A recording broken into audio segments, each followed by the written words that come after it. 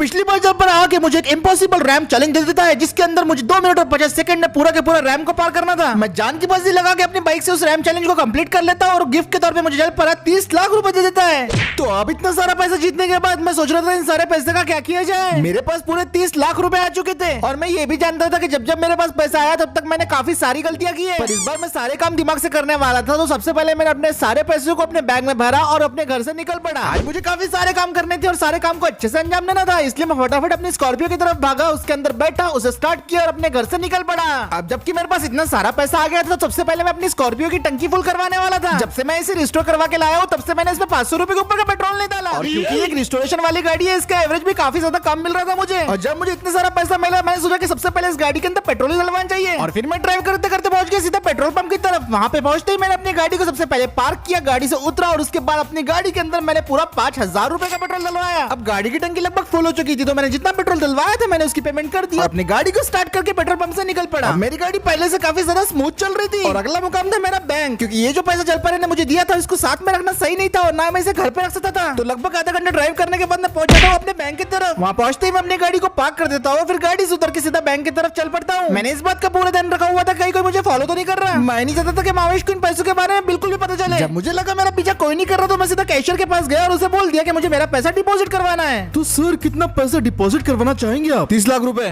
क्या 30 लाख चोरी वोरी करके लाए हो के सर? शक्ल से तो लगता नहीं कि ये आपके पैसे होंगे। अब देखो जितना बोला उतना कर। ठीक है सर, मुझे क्या। ऐसी ही थोड़ी बहसबाजी के बाद मैं अपने बैंक में अपने सारे पैसे डिपॉजिट करवा देता हूँ। Have a good day sir. Bank पे फिर से जरूर आना अपना चोरी काम के पैसे डिपॉजिट करने के लिए। ये बैंक वाला मेरी बड़ी फिरकी लेना था लेकिन मैंने इसे इग्नोर किया और बैंक में पैसे डिपॉजिट होने के बाद अपने पैसों को यूपीआई के जरिए चेक किया। अब मेरे बैंक अकाउंट में लगभग 30 लाख रुपए आ चुके थे। अब ये सब होने के बाद मैं बैंक से निकला और सीधा फिर अपनी स्कॉर्पियो की तरफ भागा, क्योंकि अब मेरे बैंक में पैसे जमा हो चुके थे और मेरी गाड़ी में खूब सारा पेट्रोल भी था। तो मैं अपनी गाड़ी को स्टार्ट करके वहाँ से निकल पड़ता हूँ। अब मेरे नए बिजनेस को लेकर मेरे दिमाग में काफी सारे आइडियाज थे लेकिन मैं बहुत कंफ्यूज हो रहा था। तभी मैंने सोचा कि मुझे आपके कमेंट्स पढ़ने चाहिए और आपके कमेंट्स पढ़ने के बाद मुझे एक बात क्लियर हो गई कि मुझे वही करना चाहिए जिस चीज में मैं एक्सपर्ट हूँ। फिर तब जाके मेरे दिमाग की घंटी बजती है और मुझे लगता है कि मुझे अब कार्स को रिस्टोरेशन करने का बिजनेस खोल लेना चाहिए। अब मैंने फाइनल फैसला कर लिया था कि मैं अब रिस्टोरेशन का बिजनेस खोलूंगा, पर सबसे पहले मुझे चाहिए एक गैरेज जहाँ पे मैं अपनी गाड़ियों को रिस्टोर करने वाला था। इसके लिए मैं शहर में आ गया था और फिर उसके बाद मेरे गैरेज ढूंढने की तलाश शुरू होती है। बेसिकली मुझे एक ऐसा गैरेज की जगह चाहिए थी जहाँ पे मैं अपनी गाड़ियों को रिस्टोर कर सकूं और जहाँ पे मेरा सारा सामान आ सके। मैं हर एक दुकान हर एक बिलबोर्ड पे नजर रखा हुआ था कि कब मुझे कोई चीज दिख जाए। काफी तलाश करने के बाद मेरी नजर एक बिलबोर्ड पे जाती है जिसे देख के मैं फटाक से अपनी गाड़ी उसकी तरफ मोड़ लेता हूँ और वहाँ पे पहुंच जाता हूँ। अब बिलबोर्ड के पास पहुंचते ही मैं अपनी गाड़ी को फटाक से रोकता हूँ और गाड़ी से उतर के जैसे मैं उसके पास जाता हूँ तो उस बिलबोर्ड पे लिखा हुआ था फॉर सेल। ये एक पुराना गैरेज था लेकिन काफी ज्यादा बड़ा था और इसके अंदर मेरे सारे रजिस्ट्रेशन वाले काम हो सकते थे। और मैंने सोचा अगर मेरी किस्मत अच्छी हुई तो मुझे गैरेज का सारा सामान भी इसी के अंदर मिल जाएगा। ये मेरे लिए काफी अच्छा मौका था। तो मैंने देरी ना करते हुए फटाफट से बिलबोर्ड पे लिखा हुआ नंबर डायल किया। 2 रिंग जाने के बाद ही ओनर फोन उठा लेता है और मैं उसके ओनर को मिलने के लिए गैरेज पे बुला लेता हूँ। इतना कह के मैं फोन रख देता हूँ और उसके बाद मैं बस गैरेज के ओनर का इंतजार कर रहा था। लगभग आधे घंटे के बाद गैरेज का ओनर आ जाता है। उसको देखने से वो काफी बड़ा बिजनेसमैन लग रहा था और वो मेरे पास आके बोलने लगता है, हाँ जी बोलिए, मैं इस गैरेज का ओनर हूँ और ये गैरेज मैं बेच रहा हूँ। अब मुझे गैरेज पसंद तो जरूर आया था लेकिन मैं इसे परचेस नहीं कर सकता था क्योंकि सारा पैसा इसी में चल जाता और ऊपर से मेरे लिए बहुत बड़ा रिस्क था। अरे क्यों भाई, खरीदना है कि नहीं वो तो बताओ। मैं उन्हें बोलता हूँ कि अंकल आप मुझे गैरेज का किराए पे दे सकते हैं, मैं आपको इसके 25,000 रुपए महीना दूंगा और अगर मेरा गैरेज चल पड़ा तो मैं डबल कीमत में आपसे गैरेज खरीद लूंगा। ये सुन के अंकल पहले तो थोड़ा सोचना पड़ जाते हैं और थोड़ी देर तक सोचने के बाद वो मुझे बोलने लगते हैं, बेटा शार्क टैंक तो आजकल मैं भी देख रहा हूँ और इसीलिए मेरे को एंटरप्रेन्योर लोग पे थोड़ा ज्यादा भरोसा आ गया। 25 छोड़ बेटे, मैं तो देखो 20,000 रुपए में किराए से देने के लिए तैयार हूँ। बस तू धंधा कर, बिजनेस नहीं करना, धंधा करना, धंधा धंधा। अब ये सुन के मैं काफी खुश हो गया था। मैं फौरन अपना मोबाइल निकालता हूँ और उन्हें एडवांस के पैसे पेटीएम कर देता हूँ। उसके बाद अंकल मुझे गैरेज की चाबी और रिमोट दे देते हैं और वहाँ से जाने लगते हैं। धंधा बनाना है, धंधा धंधा बनाना है, धंधा। अब फाइनली मुझे वो जगह मिल गई थी जहाँ पे मैं अपने रिस्टोरेशन का बिजनेस ओपन कर सकता था। मुझे कम कीमत में एक बहुत ही शानदार गैरेज मिल गया था और बस मैं अब उम्मीद कर रहा था कि जब मैं इसे ओपन करूँ तो इसके अंदर कुछ गैरेज का सामान भी रह जाए, वरना मुझे काफी सारा इक्विपमेंट खरीदना पड़ता। पर जैसे ही मैं अपने गैरेज का दरवाजा ओपन करता हूँ तो मेरे होश उड़ जाते हैं क्योंकि इसके अंदर था बहुत सारा गैरेज का सामान। इस गैरेज के अंदर मेरी जरूरत की हर एक चीज मौजूद थी। अंदर जाते ही मेरी नजर सबसे पहले पड़ती है डेंटिंग और पेंटिंग वर्कशॉप में, जो कि काफी अमेजिंग थी। इस गैरेज के अंदर सारी जरूरी machine, hardware, chairs, work station, repairing का सामान, ग्रीजिंग, ऑयलिंग, हर एक चीज की मशीन थी यहाँ पे। इवन मेरे काम करने के लिए सेपरेट डेस्क भी था। इस गैरेज के अंदर मैं बड़े से बड़े इंजन को ठीक कर सकता था। यहाँ पे हर वो टूल्स थे जो मेरे रिस्टोरेशन में मदद करेंगे। भले ही इस गैरेज की कंडीशन परफेक्ट नहीं थी, लेकिन इसके अंदर जो भी चीजें थी इसका इस्तेमाल करके मैं अपने बिजनेस को नेक्स्ट लेवल पे लेके जा सकता था। और फाइनली मेरा रिस्टोरेशन गैरेज ओपनिंग के लिए तैयार था। मैं गैरेज के सामने कुर्सी लगा के बैठ जाता हूँ और मैं इंतजार कर रहा था अपने पहले कस्टमर का। मैंने अपने गैरेज के प्रमोशन के लिए सोशल मीडिया पे एड्स भी लगवा दिए थे और मुझे उम्मीद थी कि मेरे गैरेज में जल्दी लोगों की भीड़ लग जाएंगी। सुबह से शाम होने को आ गई थी, लेकिन मेरी दुकान में एक भी कस्टमर नहीं आया था। मुझे समझ में नहीं आ रहा था ये क्या हो रहा है। और फिर काफी रात भी हो गई थी और फिर मुझे बहुत नींद आना भी शुरू हो गई थी, तो ऐसे में मेरी आंख लग जाती है। ओ भाई, ओ भाई, ओ भाई, ओ भाई, ओ भाई उठ रहे, उठ। बोलिए कौन है कौन? ए भाई उठ जाना, कब से सो रहा, देखो मैं आवाज दे रहा, देखो सुनाई नहीं दे रहा क्या? नींद के चक्कर में मुझे पता ही नहीं चला कि मेरे वर्कशॉप में कब पहला कस्टमर आ चुका है। मैं इस बिहेवियर के लिए कस्टमर से माफी मांगता हूँ और वो कस्टमर मुझे बोलने लगता है, भाई सामने बोर्ड पे लिखा हुआ है तुम गाड़ियों को रिस्टोर करते हो, सही बात है क्या? मैं उसे हाँ बोल देता हूँ और बताता हूँ कि मुझे गाड़ी रिस्टोर करना कितना बड़े तरीके से आता है। ये सुन के वो कस्टमर बोलता है कि वो एक पुरानी गाड़ी लेके आया है जिसे वो रिस्टोर करवाना चाहता है और उसका बजट 8 लाख रुपए है। मैं उसे बोलता हूँ अपनी गाड़ी एक बार मुझे दिखा दो। फिर उसके बाद हम दोनों बाहर रहे थे और वो मुझे अपनी गाड़ी दिखाने लगता है। और फिर जब मैंने उसकी गाड़ी देखी तब मुझे आटे दाल का भाव समझ में आया। ये एक पुरानी 2017 मॉडल की अर्टिगा बेस वेरिएंट थी। इस गाड़ी के ऊपर काफी ज्यादा स्क्रैचेस वगैरह थे, गाड़ी काफी गंदी हो चुकी थी। कस्टमर ने मुझे बताया कि इसको रिस्टोर और मॉडिफिकेशन दोनों करना है। कस्टमर ने स्पेसिफिकली ये भी बोला कि सारा मॉडिफिकेशन उसको सिर्फ एक्सटीरियर में चाहिए। अब सारी गाड़ी को चेक करने के बाद मैं उन्हें बोल देता हूँ कि भाई जितना मॉडिफिकेशन आप बोल रहे हो उसके लिए तो 10 लाख रुपए लगेंगे। पहले तो वो बंदा थोड़ा बार्गेन करने लगता है, लेकिन फिर जब मैं उसे पूरी कॉस्ट वगैरह बता देता हूँ तो वो ठीक है बोलता है और वो 10 लाख रुपए में मॉडिफिकेशन प्लस रिस्टोरेशन के लिए मान जाता है। मैं कस्टमर को बोल देता हूँ 3 लाख रुपए एडवांस पेमेंट कर दो, बाकी की पेमेंट डिलीवरी के बाद। वो मुझे 3 लाख रुपए एडवांस पेमेंट कर देते हैं और मेरे बैंक अकाउंट में पैसे आ जाते हैं। पेमेंट मेरे बैंक अकाउंट में रिसीव हो गई थी, उसके बाद कस्टमर वहाँ से चले जाता है। बाप रे बहुत जोर क्या है, बहुत जोर क्या है, बहुत जोर क्या है, निकलना मत। और अब मेरा काम यहाँ से शुरू होता है। मुझे इस पुरानी अर्टिगा को पूरी तरीके से चेंज करना था,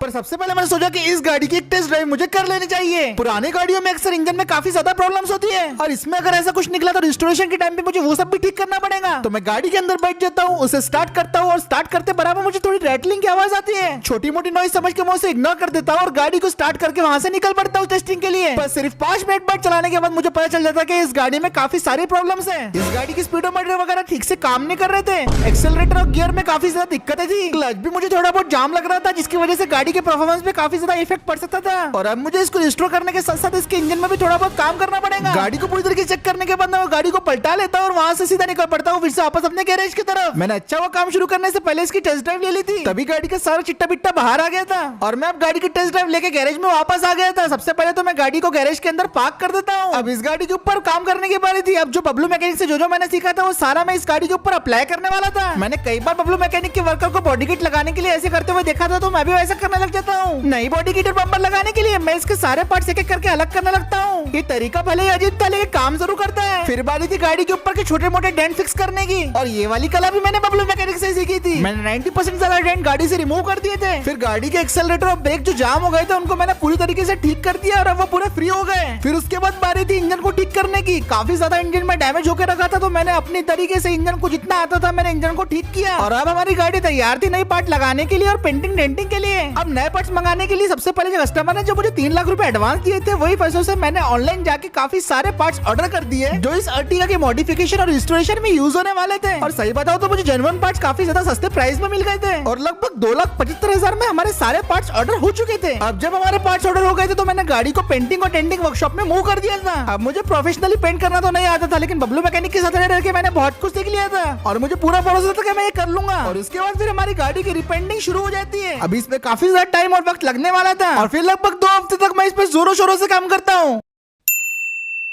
अब फाइनली वो दिन आ गया था जिस दिन मुझे कस्टमर को गाड़ी डिलीवरी करनी थी। मैं कस्टमर को फोन लगाता हूँ और बोलता हूँ कि भाई आ जाओ, आपकी गाड़ी डिलीवरी के लिए रेडी है। अब कस्टमर अपनी गाड़ी को देखने के लिए इतना ज्यादा एक्साइटेड था कि मेरे फोन लगाने के सिर्फ 10 मिनट के बाद वो भागते भागते मेरी वर्कशॉप की तरफ पहुंच जाता है और फिर वो मुझे बोलता है कि बताओ भाई गाड़ी कैसी बनाई है, मुझे देखनी है गाड़ी। मैं उससे बोलता हूँ भाई सबर करो, मैं गाड़ी लेके आ रहा हूँ। फिर मैं भागते भागते गैरेज में जाता हूँ और अब रिवीलिंग का टाइम था अपनी नई नवेली अर्टिगा को, जिसको अपन ने पूरी तरीके से मॉडिफाई और रिस्टोर कर दिया था। मैं आराम से अर्टिगा को गैरेज से बाहर निकलता हूँ और वो लुक जो आ रहा था ना गाड़ी का काफी ज्यादा जबरदस्त था। ये देख के कस्टमर की आगे खुली की खुली रह गई थी, क्योंकि मैंने जो उस गाड़ी का ट्रांसफॉर्मेशन किया था वो उसने बिल्कुल भी सोचा नहीं था। और फिर उसके बाद मैं उसकी गाड़ी को उसके सामने पार्क कर देता हूँ। अब मैं गाड़ी से सो जाता हूँ ताकि कस्टमर अपनी गाड़ी को आराम से देख सके। और फिर मैं कस्टमर के पास जाके एक एक करके मैं गाड़ी के सारे फीचर बता देता हूँ जो मैंने मॉडिफाई करा है। सबसे पहले तो मैंने इसमें 2022 वाली ग्रिल फिट कर दी थी। उसके बाद मैंने नए नवीले स्पोर्ट्स के व्हील लगा दिए थे इसके अंदर। एक न्यू बॉडी किट लगा दी थी बम्पर के साथ जिसके अंदर DRL भी था। और ये बॉडी किट हमारी गाड़ी को पूरी तरीके से 4 चांद लगा दी थी। कस्टमर इसे देख के बहुत खुश हुआ और अब वो टेस्ट ड्राइव लेने वाला था इस गाड़ी की। हम दोनों की दोनों गाड़ी में बैठ जाते हैं और इसकी एक्सट्रीम टेस्ट ड्राइव शुरू होती है। और इसमें हमारे कस्टमर काफी ज्यादा खुश हो गए क्योंकि मैंने गाड़ी के अंदर भाई बहुत सारी ट्यूनिंग करी थी जिसकी वजह से गाड़ी की परफॉर्मेंस और हैंडलिंग में भी नेक्स्ट लेवल अपग्रेड आ चुका था। ये कॉर्नर्स पे तो ऐसी मुड़ती थी कि पूछो मत। और भाई साहब ये बहुत ज्यादा स्टेबल भी लग रही थी हाईवे के ऊपर। अब कस्टमर इस गाड़ी को और भी स्पीड में भगाना चाहता था, लेकिन ये रोड पे सिर्फ 60 की स्पीड पे जा सकते थे। तो हम दोनों गाड़ी को भगा कर पहुंच जाते हैं हाईवे स्ट्रिप पे। अब हम दोनों इसकी टॉप स्पीड टेस्ट करने के लिए तैयार थे। मैं थोड़ा नर्वस था और सोचने लगा कि कहीं ये टॉप स्पीड अचीव कर भी पाएंगी कि या फिर नहीं। चलो देखते हैं क्या होता है। अब कस्टमर थोड़ा शौकीन था तो नई नवेली गाड़ी के साथ बर्नआउट ही करने लगता है और वो गाड़ी को भाई लिटरली स्मोक में कवर कर देता है। भाई इतना सारे स्मोक के साथ वो गाड़ी को लॉन्च कर देता है और अब हमारी गाड़ी रफ्तार पकड़ना शुरू कर देती है। इस गाड़ी की स्पीड और एक्सेलरेशन मैंने काफी ज्यादा इंप्रूव कर दिया था और कस्टमर ये सब देख के काफी ज्यादा खुश था। स्पीड टेस्ट में गाड़ी ने बहुत अच्छा परफॉर्म किया और गाड़ी ने फुल रफ्तार से, फुल एक्सेलरेशन से और पूरी अच्छी हैंडलिंग के साथ स्पीड टेस्ट को कंप्लीट कर लिया। और गाड़ी की ब्रेकिंग भी मैंने नेक्स्ट लेवल कर दी थी। अब गाड़ी की पूरी तरीके से कंप्लीट टेस्टिंग करने के बाद कस्टमर मुझे बोलने लगता है, वाह भाई क्या ही गाड़ी रिस्टोर की है, लग ही नहीं रहा कि मेरी पुरानी अर्टिगा है। थैंक यू सो मच भाई, ये गाड़ी तुमने पूरा पैसा वसूल बनाई है। मैं उसे थैंक यू बोलता और वो मुझे बोलता है कि भाई वो मुझे वर्कशॉप को और भी लोगों को रिकमेंड करेगा। अब उसके बाद मुझे बाकी रिमेनिंग पेमेंट कर देता है जो कि 7 लाख रुपए थी। और फिर फाइनली मेरे बैंक अकाउंट में 7 लाख रुपए इस अर्टिगा के आ गए थे। ये देख के मैं काफी ज्यादा खुश होता हूँ क्योंकि अगर मुझे सारा खर्चा पकड़ लिया जाए तो मुझे 5 लाख रुपए का खर्चा मॉडिफिकेशन पे लगा, लेकिन 5 लाख रुपए जो बचे हुए हैं वो मेरे जेब में जाएंगे। और इसी के साथ फिर आज का वीडियो दोस्तों अपन यहीं पे खत्म करते हैं। वीडियो अगर आपको पसंद आया तो लाइक शेयर सब्सक्राइब जरूर कर देना और मैं मिलता हूँ आपसे अगले वीडियो में। और गाड़ी कैसी लगी कमेंट करके जरूर बताना।